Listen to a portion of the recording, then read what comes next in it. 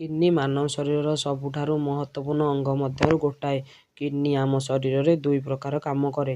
ପ୍ରଥମତଃ କ୍ଷତିକାରକ ବିଷାକ୍ତ ପଦାର୍ଥକୁ ବାହାର କରେ ଓ ଦ୍ୱିତୀୟ ପାଣି, ଅନ୍ୟ ତରଳ ପଦାର୍ଥ, ରାସାୟନିକ ଓ ଖଣିଜ ସ୍ତରକୁ ବଜାୟ ରଖେ। ସୁସ୍ଥ ଜୀବନ ପାଇଁ କିଡନୀ ଠିକ୍ରେ କାମ କରିବା ନିତାନ୍ତ ଆବଶ୍ୟକ। ଶରୀରରେ ପାଣିର ଅଭାବ ଦ୍ୱାରା ପଥୁରୀ ଦେଖାଇପାରେ। ଏହି ପଥର ମଟର ଆକାରର କିମ୍ବା ବିଶାଳ ବି ହୋଇପାରେ। ଏହା ସାଧାରଣତଃ କ୍ୟାଲସିୟମ୍ ଅକ୍ସାଲେଟରେ ତିଆରି। କିଡନୀରେ ପଥର ହେଲେ ଓଜନ କମିବା ଓ ଜ୍ୱର, ପେଟରେ ଯନ୍ତ୍ରଣା, ପରିସ୍ରାରେ ସମସ୍ୟା ସୃଷ୍ଟି କରିପାରିଥାଏ ଓ ଦେଖିବାକୁ ମିଳିଥାଏ।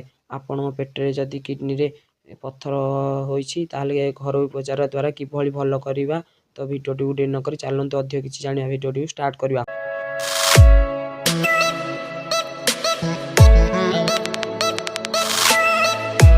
ଅଧିକ ପାଣି ପିଅନ୍ତୁ। ଜଳ ହିଁ ଜୀବନ।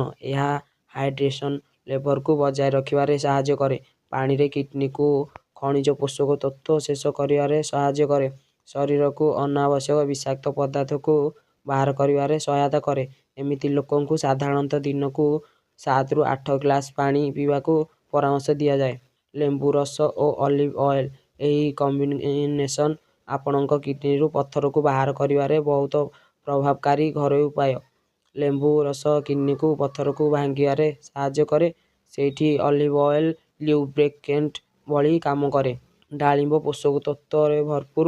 ଡାଳିମ୍ବ ରସ ଏକ ପ୍ରାକୃତିକ ପାନୀୟ ଓ ଏହା କିଡନୀରେ ପଥରକୁ ପ୍ରାକୃତିକ ରୂପେ ବାହାର କରିବାରେ ସହାୟତା ବି କରିଥାଏ।